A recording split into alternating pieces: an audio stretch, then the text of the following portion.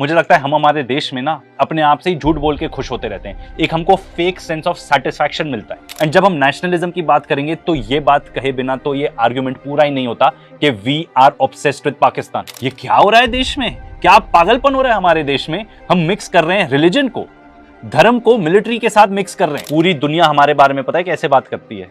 विश्व गुरु तो मुझे नहीं लगता कहती है, ठीक है ना? वो पता है बोलती है कि भाई जो इंडियंस हैं एंड जो इंडियन मीडिया है इन पर्टिकुलर फेक न्यूज फैक्ट्री बन चुका है। जब इस देश में नीरज चोपड़ा जैसी पर्सनालिटी को, जो देश के लिए जैवलिन में जो कभी हुआ भी नहीं था गोल्ड लेके आता है, उसकी माँ के खिलाफ, उसकी मदर के खिलाफ लोग बोल सकते हैं। जिंगोइज्म का भूत इतना ज्यादा सवार हो चुका है, ये अल्ट्रा नेशनलिज्म का भूत इतना ज्यादा सवार हो चुका है हमारे ऊपर, तो ये जो हेट्रेड है ना, ये जो नफरत है, ये आपको भी कंज्यूम कर जाएगी, आपको भी खा जाएगी। जब सुविधा हुई तब तालिबान बुरा, जब सुविधा हुई तब तालिबान अच्छा। Sorry, let me rephrase it. जब पापा ने कहा तब तालिबान बुरा, जब पापा ने कहा तब तालिबान अच्छा। गिरने में अभी भी दूसरे नंबर पर चल रहा है, पहले नंबर पर मोदी मीडिया है, टीआरपी का। तो देखिए, हमारा दुश्मन जो एकदम लीचर टाइप है पाकिस्तान, वो सऊदी अरब से डील कर रहा है, और हम जो विश्वगुरु हैं वो तालिबान के साथ डील कर रहे हैं। माने इससे ज्यादा बेइज्जती एक देश की क्या होगी?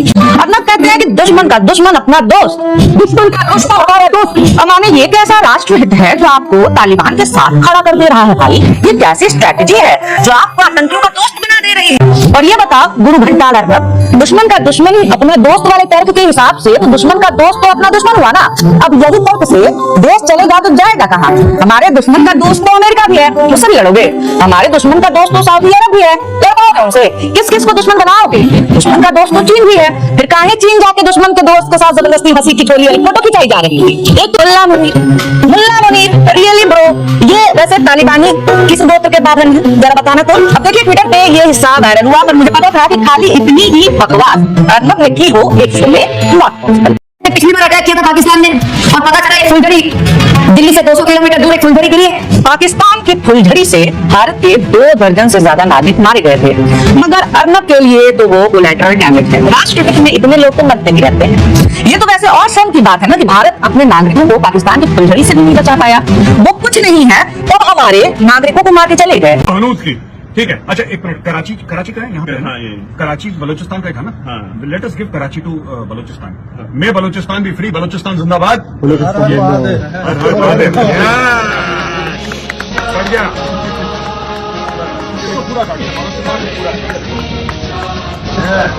ये बहुत ही बढ़िया, एक्सीलेंट।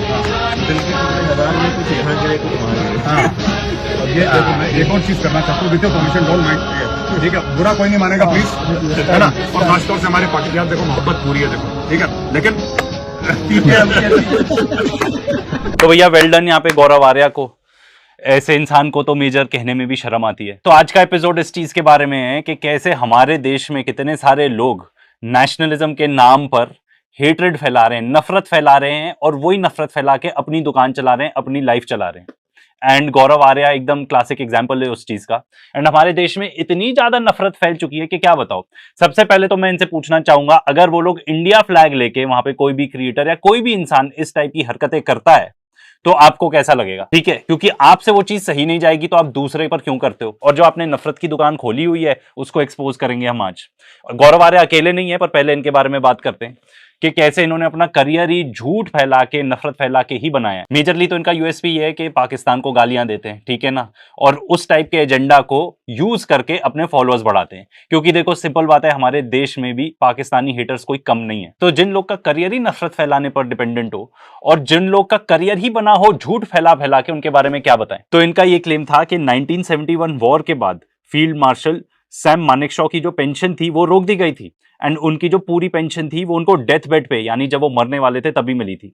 दूसरा उनका क्लेम ये था कि जो आर्म्ड फोर्सेज हैं उनकी जो पेंशन्स थी वो स्लैश कर दी गई थी, यानी कम कर दी गई थी आफ्टर 1971।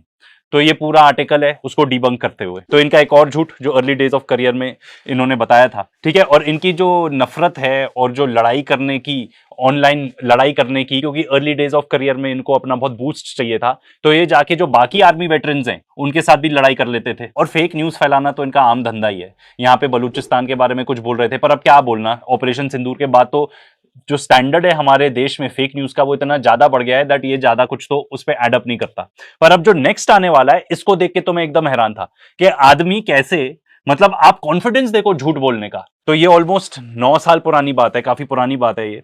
इन्होंने अपना फेसबुक पे एक पोस्ट डाला, ठीक है, और उसको कहते हैं द फिफ्थ कॉलम, और बताते हैं कि जो पाकिस्तानी पार्लियामेंट है यानी कि सेनेट, उन्होंने पब्लिश की एक रिपोर्ट जिसका टाइटल है policy guidelines in view of the latest situation developing between India and Pakistan. उनका कहना है कि जो रिपोर्ट थी यूनानिमसली एक्सेप्ट हुई। ये बता रहे हैं कि इस रिपोर्ट में लिखा गया है कि पाकिस्तान एक्सप्लॉइट करेगा fault lines with in India. And ये फॉल्ट लाइंस क्या हैं? तो कह रहे हैं कि पाकिस्तान विल फर्दर वाइडन, जो भी कॉन्फ्लिक्ट है हिंदू मुस्लिम के बीच में उसको इंकरेज किया जाएगा पाकिस्तान के द्वारा बिटवीन द टू कम्युनिटीज। फिर वो कह रहे हैं कि जो नक्सलाइट्स हैं उनको हम आर्म करेंगे एंड खालिस्तान मूवमेंट को फिर से चालू करेंगे। इन्होंने ये भी तक बोला आगे कि जो कावेरी का वाटर डिस्प्यूट है उसको भी बढ़ाएंगे, जो दलित का इशू है उसको भी एक्सप्लॉइट करेंगे। एंड एम क्या रहेगा? To create mass disruption in India. Basically आप ऑलमोस्ट मान के चलो रेजिम चेंज टाइप कुछ ऑपरेशन पाकिस्तान करेगा इंडिया के अंदर, ठीक है। तो ये बता रहे हैं कि इस रिपोर्ट में, मतलब पाकिस्तान सेनेट की जो रिपोर्ट है उसमें ये सब लिखा हुआ है, और इन्होंने ये सारी चीजें जाके व्हाट्सएप पे भी सर्कुलेट करी, ठीक है। मतलब आप इमेजिन करो ये पूरा पोस्ट, उसके साथ ये पूरी रिपोर्ट डाली, क्योंकि हमारे देश में भी ना गलती एक्चुअली हमारी है, आपकी है, मेरी है, हमारी है, कि हम कुछ भी जो आ जाता है ना उसको ऊपर सरा सा पढ़ लेते हैं, ऊपर थोड़ा थोड़ा पढ़ लिया और हमें लगा हाँ, एक तो हम सबकी बात मान लेंगे, तो उससे जो मिस इन्फॉर्मेशन स्प्रेडर्स होते हैं इनको बहुत बड़ा बूस्ट मिल जाता है। और दूसरी बात ये कि हमारे अंदर भी इतनी हेट्रेड है कि हमको ये सब चीजें एक्सेप्ट करना ना बड़ा आसान हो जाता है। तो ये लोग ना जो आपके अंदर इमोशंस हैं उसी के साथ प्ले कर रहे हैं। अगर आप ये जाके पढ़ लो ये रिपोर्ट, इसमें ऐसा कुछ भी नहीं लिखा गया है, कुछ भी नहीं, क्योंकि मैंने जब जाके देखी ये पर्टिकुलर लिंक, उसमें ऐसा कुछ लिखा ही नहीं है। तो भाई मेरे ओपिनियन में इस आदमी ने अपना पूरा करियर जो है वो झूठ बोल बोल कर और हेट्रेड स्प्रेड करके, मतलब नफरत फैला फैला के ही बनाए। इनके व्यूज देख लो कितने ज्यादा आ जाते हैं, ठीक है, यही सेम चीज करके, क्योंकि आपने अलाउ किया ये सब। एंड हमारे देश में तो पॉसिबल भी है ये सब करना, क्योंकि इतने सारे लोग हैं जो बस वेट कर रहे हैं कि भाई आओ हमारे अंदर जो नफरत है उसको जगाओ और हमें ब्रेन वॉश करो। हमारी जो सोसाइटी भी है ना आज के डेट में वो ऐसे बन गई है, a society in my opinion which loves to hate.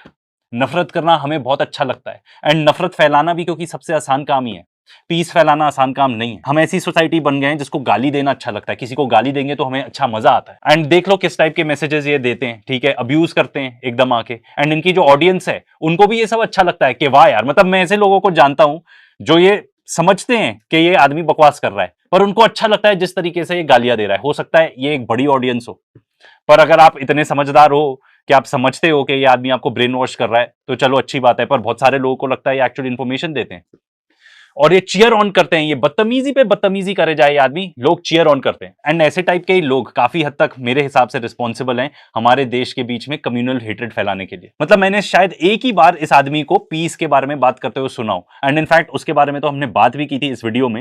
And हमने रिक्वेस्ट की थी कि सर गौरव आर्या सर, अगर आप तक ये वीडियो पहुंच जाए तो आप हर वीडियो में बात किया करो, हर वीडियो में बात किया करो कि पीस रहे, अमल रहे, शांति रहे। और जब उन्होंने बोला भी था तब भी हमने पॉइंट आउट किया था कि बहुत कन्विंसिंग नहीं लग रहा है। एंड ये ऐसे लोग हैं जो हमारे देश का नाम एक्चुअली खराब करते हैं।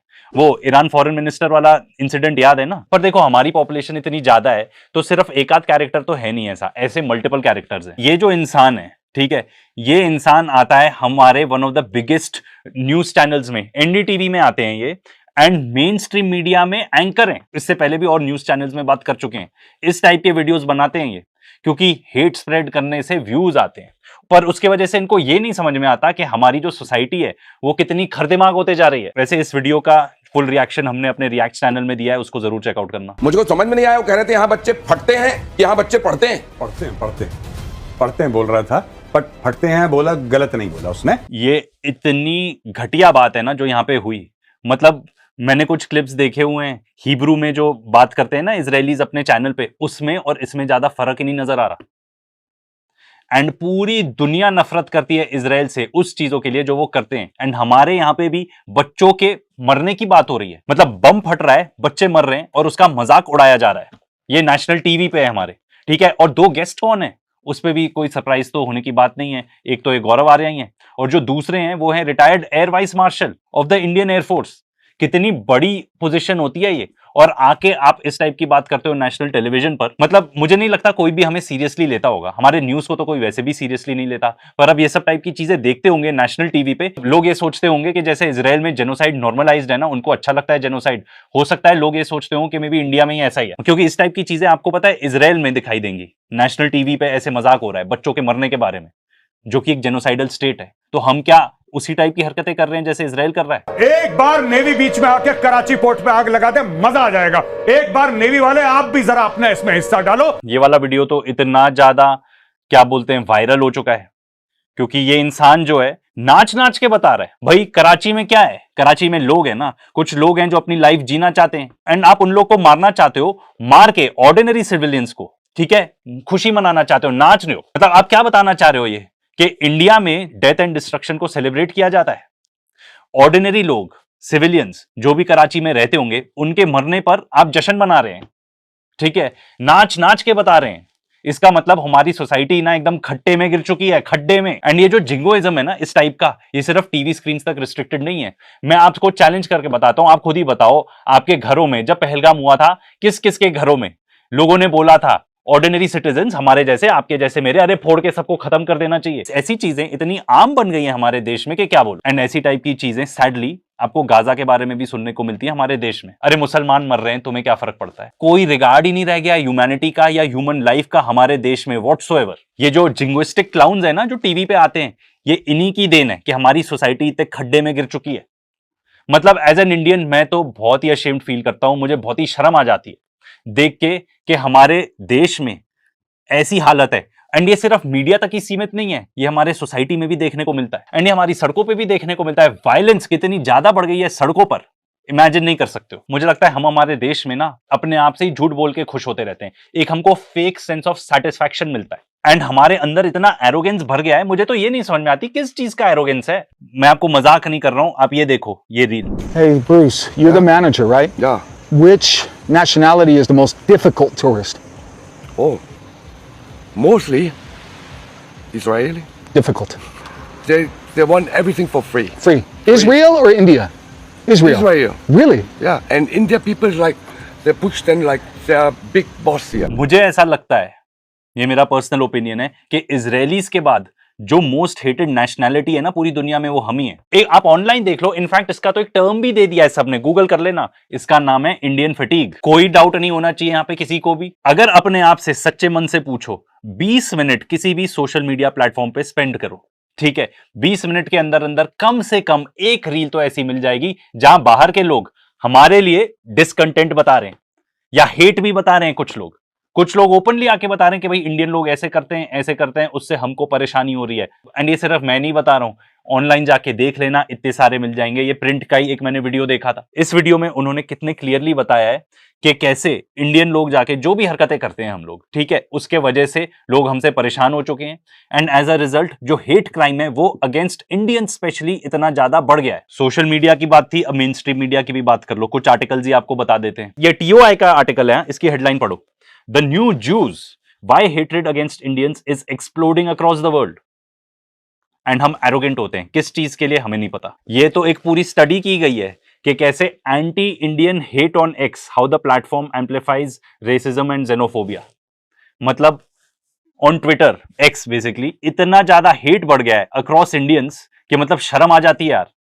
मैं तो अब कभी बाहर जाऊंगा ना अब्रॉड, तो एकदम शांतिपूर्वक ही रहूंगा कि भाई बता दें हम कि हम अच्छे लोग हैं, ठीक है, हम किसी को परेशान नहीं करना चाहते। वैसे तो हम अगर आपको हरकतें बताएं हम जो करते हैं बाहर जाके, ठीक है, किस किस टाइप की, तो एक पूरा वीडियो ही बन जाएगा भाई, एक पूरी डॉक्यूमेंट्री बन जाएगी। तो उस चीज में हम जाएंगे नहीं, पर हम आपको ये बताना चाहते हैं कि ये जो फेक सेंस ऑफ एरोगेंस है जो हमको बताया जाता है कि हम विश्वगुरु बन गए हैं, ठीक है, जो फेक सेंस ऑफ एरोगेंस है जो हम में आ गया है, जो हमारी मीडिया की वजह से काफी हद तक मैं मानता हूं आया है हमारे सोसाइटी में कि अरे हम ये फोड़ देंगे, वो कर देंगे, दुनिया कुछ भी नहीं कर पाएगी। अभी तक चलता है हमारे टीवी मीडिया में कि हमने जाके किस टाइप की भाषा यूज करते हैं वो, कि हमने जाके ऑपरेशन सिंदूर में उनको जाके ठोक दिया।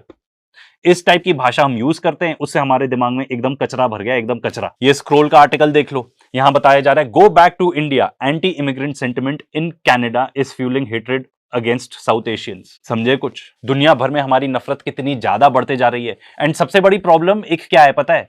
एंड ये मेरा ओपिनियन नहीं है, ये मैंने कुछ जो रील्स देखी हैं एंड जो बाहर के लोग फॉरेनर्स हमारे बारे में बनाते हैं उसमें वो कहते हैं कि भाई सबसे बड़ी प्रॉब्लम तो ये है कि आप एक्सेप्ट भी नहीं करोगे कि कोई प्रॉब्लम है, कि हम में कोई प्रॉब्लम है, ये बिल्कुल भी नहीं एक्सेप्ट करेंगे हम। ठीक है, कोई भी कुछ बनाएगा रील कुछ ऐसे जाके, हार्डली कोई होगा, इनफैक्ट मुझे तो नहीं लगता कोई भी होगा जो जाके एक्सेप्ट करेगा कि हाँ हमने ये गलती कर दी यार, वी शुड इंप्रूव। बिल्कुल भी नहीं, जाके उसको माँ बहन की गालियां दे देंगे हम। रेगुलरली कितने सारे हिट क्राइम्स हमारे अगेंस्ट हो रहे हैं। राम, ये क्या देखना पड़ रहा है? भारत आतंकियों का दामाद की तरह स्वागत कर रहा है। तालिबान, वो तालिबान जिसका आतंक के पर्यायवाची के तौर पे इस्तेमाल होता रहा है। वो कहते हैं ना कि अरे बड़ी तालिबानी सोच आदमी है। आतंक का पर्यायवाची तालिबान के साथ भारत सरकार के मंत्री गलबैया कर रहे हैं और भक्त ताली बजा रहे हैं। हाँ, वही तालिबान जिसका नाम सुनते ही आतंक, बारूद और खून की बू आती है। वही तालिबान जो आज तक आतंक का पर्याय है। आज उस तालिबान के स्वागत में भक्त ताली बजा बजा करके हाथ जा रहे हैं। गोदी और अंधभक्त अब तालिबान को पवित्र बता रहे हैं। भारत अफगान भाई भाई ये हमारी सोच है। बताएंगे ही, तालिबान इनका नया पापा जो घोषित हुआ है। चलो यार, मुबारक हो तुम लोगों को। मैं सच में ऐसा लग रहा है ना कि पूरे शो में मैं यही बोलते रह जाऊंगी कि भारत तालिबान के साथ, आतंकियों के साथ, हथियारों के साथ, ये अच्छा है गुरु। हरकतें इतनी खराब कर दो कि लोग हक्के बक्के रह जाएं, कुछ बोल ही ना पाए। बहुत ही दम लगा करके मैं ये शो कर रही हूँ क्योंकि करना जरूरी है। ये रंगे सियार मीडिया वाले सरकारी धुन पे हुआ कर रहे हैं, रात दरबारी निकाल रहे हैं। आप देखिए कि कैसे ये आतंक का समर्थन कर रहे हैं, आतंकियों का घर में स्वागत कर रहे हैं, खुशी के मारे नाच रहे हैं। आपको हम इस शो में इनका दोगलापन भी दिखाएंगे। जब सुविधा हुई तब तालिबान बुरा, जब सुविधा हुई तब तालिबान अच्छा। Sorry, let me rephrase it. जब पापा ने कहा तब तालिबान बुरा, जब पापा ने कहा तब तालिबान अच्छा।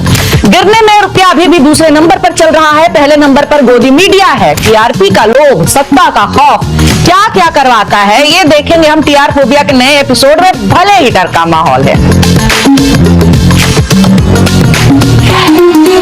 नमस्कार, मेरा नाम है निवेदिता शांडिल्य और आप देख रहे हैं पॉलिटिक्स। भाई देखो, बुरा तो लग रहा है मगर भक्तों को तालिबान को डिफेंड करते हुए देख करके मजा भी आ रहा है। अर्नब गोस्वामी तालिबान के गुण गा रहा है। हाँ, नेशन फर्स्ट वाला अर्नब। देखो, मजा तो आ रहा है। गोदी मीडिया को पेंडुलम की तरह कभी इधर कभी उधर होते देखना मेरा गिल्टी प्लेजर है। तो चलिए आप भी देखिए और मजे लीजिए। हाँ, तो अर्नब भाई साहब चिल्लाते हैं कि मैं तालिबान का समर्थन नहीं कर रहा और इसके बाद पूरे शो में तालिबान का समर्थन करते हैं। अर्नब कहते हैं कि दुश्मन का दुश्मन अपना दोस्त, दुश्मन का दुश्मन हमारा दोस्त। अब माने ये कैसा राष्ट्रहित है जो आपको तालिबान के साथ खड़ा कर दे रहा है भाई? ये कैसी स्ट्रेटजी है जो आपको आतंकियों का दोस्त बना दे रही है? और ये बताओ गुरु घंटाल अर्नब, दुश्मन का दुश्मन अपना दोस्त वाले तर्क के हिसाब से तो दुश्मन का दोस्त तो अपना दुश्मन हुआ ना। अब यही तर्क से देश चलेगा तो जाएगा कहाँ? हमारे दुश्मन का दोस्त तो अमेरिका भी है, उससे भी लड़ोगे। हमारे दुश्मन का दोस्त तो सऊदी अरब भी है, लड़ पाओगे उनसे? किस किस को दुश्मन बनाओगे? दुश्मन का दोस्त तो चीन भी है, फिर काहे चीन जाके दुश्मन के दोस्त के साथ जबरदस्ती हंसी ठिठोली वाली फोटो खिंचाई जा रही थी?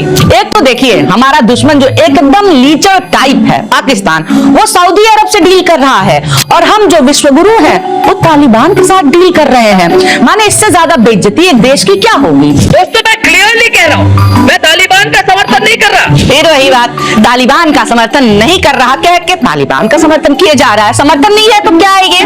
दोस्त बनाने लायक समझना किसी को भी समर्थन करना ही है ना।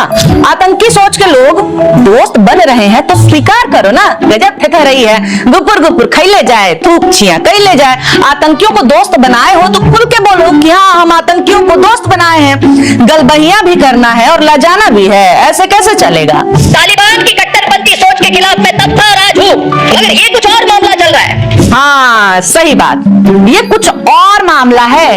ये मामला सोच का नहीं है, दलाली का है, चरण चाटन का है, बेशर्मी का है। ये कोई कूटनीति नहीं है, ये कोई अर्थशास्त्र में पढ़ाई गई चीज नहीं है, कौटिल्य जी की ज्ञान नहीं है, ये सिंपल कॉमन सेंस है। हाँ भाई, ज्ञान की उम्मीद तुम जैसे लोगों से है भी नहीं। ज्ञान होता तो ये सब नहीं कर रहे होते। इन्हीं हरकतों पे तरह की ट्रीटमेंट नहीं थी। गुटनिरपेक्ष भारत के पत्रकार हैं ये। खैर, भारत अपना गुटनिरपेक्ष रहा ना ही ये पत्रकार, इसीलिए तो ये कुकुर झोंझों सुननी पड़ रही है। और हमारे दोस्त को जो भी समर्थन हम करना चाहे हम करेंगे। हम तो एम्बुलेंस दे रहे हैं, हम उनको पैसे, इंफ्रास्ट्रक्चर सपोर्ट, भाईचारा बढ़ा रहे हैं। जो सपोर्ट होगा वो दोगे, वो आतंकी है, आतंक फैलाने में भी ये सपोर्ट दोगे। क्या बोल रहा है भाई आदमी। और ये बताओ, पाकिस्तान अगर ऐसे खुल करके बोल दे कभी भी कि हम तालिबान को सपोर्ट कर रहे हैं, तब यही उछलने लगेंगे कि पाक के नापाक इरादे कर रहा है टेरर को फंडिंग। खुद के देश को बदनाम करना कोई इस आदमी से सीखे। अरे भैया मुल्ला मुनीर, विस्की चाचू, क्या तुमने हमारी परमिशन ली थी जब मसूद अजहर से IC-814 की कायर की तरह आपने हाईजैकिंग कराई थी? मुल्ला मुनीर, रियली ब्रो, ये वैसे तालिबानी किस गोत्र के बाभन हैं, जरा बताना तो। अब देखिए, ट्विटर पे ये हिस्सा वायरल हुआ, पर मुझे पता था कि खाली इतनी ही बकवास अर्नब ने की हो एक शो में, नॉट पॉसिबल। हिस्ट्री भाई की ऐसी रही है ना, एकदम जब तक छेड़छेड़ाहट ना मचा दे शो खत्म ही नहीं करता। तो चलिए देखते हैं अर्नब ने अपना रिकॉर्ड कायम रखा है या फिर आज मैं गलत साबित हो ही जाऊंगी। अरे यार, कान बजने लगा मेरा, ये आदमी इतना चीख क्यों रहा है? जो हेडलाइन लोग हैं कह रहे बीजेपी सरकार है तालिबान से बात कर रही है, उनको मैं समझाना चाहता हूँ कि देखिए। अच्छा, पूछ भाजपा से रहे हैं, जवाब अर्नब दे रहे हैं। कहा है भाई, मोदी जी का पीए है तू? कौन है? अगर आप हजारों साल की बात करें तो अफगानिस्तान और भारत तो एक ही है, हम सब एक हैं। हाय, ऐसे कैसे राजनीति होगी भाई? अब इस हिसाब से तो जिसको दुश्मन चिल्ला रहा पाकिस्तान, वो भी तो फिर एक ही हुआ भारत से। इस हिसाब से तो भारत पाकिस्तान एक है, और इतने में ही क्यों रुकना है और पीछे चलो। जब कॉन्टिनेंट्स नहीं बटे थे तब पूरी दुनिया एक थी। फिर खत्म कर दो नागरिकता, खत्म कर दो बॉर्डर, खत्म कर दो सरकारें, जब सब एक ही है। तो गजब तर्क दे रहा है भाई, क्योंकि कभी अफगानिस्तान भारतीय साम्राज्य था, इसलिए आज हम एक हैं। वारे, ये जो मांग रहे थे वीडियो में, वो इन्हें मिल गया था क्या जो ये ऐसी बातें कर रहे हैं? ये बीच में ये पाकिस्तान कहां से आ गया? ये पाकिस्तान तो कुछ है ही नहीं, ये तो फेक कंट्री है, किसी ने नाम दे दिया जिन्ना ने पाकिस्तान। ये पाकिस्तान देश नहीं है। बहुत बढ़िया, ऐसा गदह तर्क दो ना कि सारा का सारा इतिहास भूगोल धरा का धरा रह जाए। पाकिस्तान कुछ नहीं है। क्यों नहीं है? क्योंकि हम मन में नहीं करते हैं। वाह रे तर्क। जैसे पिछली बार अटैक किया था पाकिस्तान ने और पता चला ये फुलझड़ी दिल्ली से 200 किलोमीटर दूर एक फुलझड़ी गिरी है। पाकिस्तान की फुलझड़ी से भारत के 2 दर्जन से ज्यादा नागरिक मारे गए थे, मगर अर्नब के लिए तो वो कोलैटरल डैमेज है। राष्ट्रहित में इतने लोग तो मरते ही रहते हैं। ये तो वैसे और शर्म की बात है ना कि भारत अपने नागरिकों को पाकिस्तान की फुलझड़ी से नहीं बचा पाया। वो कुछ नहीं है, तब हमारे नागरिकों को मार के चले गए। कैसे निर्लज्ज लोग हैं जो अपने ही देश के लोगों की मौत को कुछ भी नहीं है ऐसा मान रहे हैं। जब ओसामा जी, जिसको वो ओसामा जी कहते हैं, ये कायर ओसामा, ये खूनी ओसामा, ये अलकायदा वाला ओसामा, जब ओसामा को इन्होंने एक बड़ा सा एक पूरी फैक्ट्री जैसी, फैक्ट्री से बड़ी एक घर बना दी और कहा मिलिट्री हेडक्वार्टर के पास में कि इधर रहो। यानी तुम भी मान रहे हो ना तालिबान का समर्थन वैसा ही है जैसे पाकिस्तान का ओसामा को समर्थन? हाँ बोलो, फंस गया ये आदमी।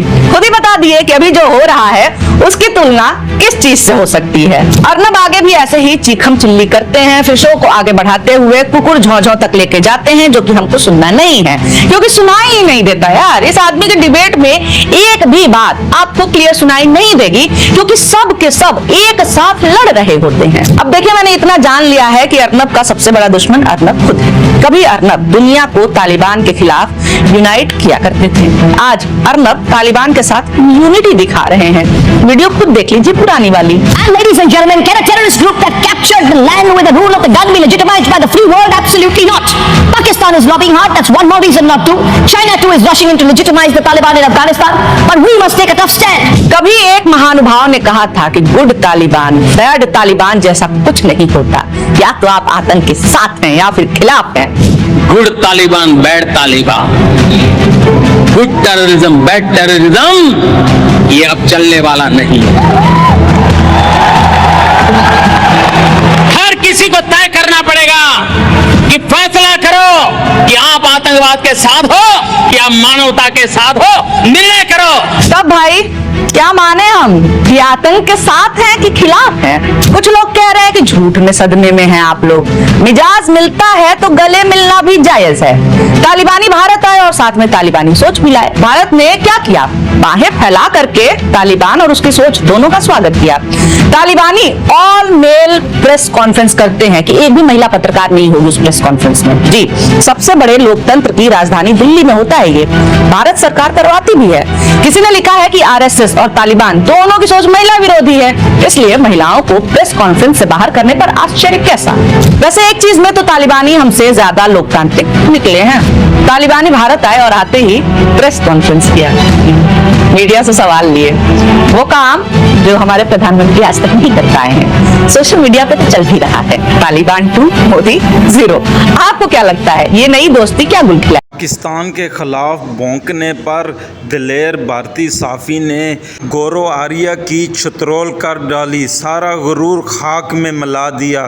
दूसरी तरफ दिलेर भारतीय लड़की ने अर्नब गोस्वामी को रगड़ डाला, वो भी पाकिस्तान के खिलाफ बड़ी बड़ी बातें करता था, उसका भी गुरूर खाक में मिला दिया। आज के लिए इतने। मज़ीद अगर इस तरह की रिएक्शन वीडियो देखनी है तो हमारे चैनल क्रिकेट 4 को सब्सक्राइब कर लें। वीडियो पसंद आई हो तो वीडियो को लाइक और शेयर दोस्तों के साथ ज़रूर कर लें और कमेंट में अपनी राय का इजहार ज़रूर किया करें। इंशाल्लाह मिलते हैं किसी नेक्स्ट वीडियो में, तब तक के लिए अल्लाह नेगबान।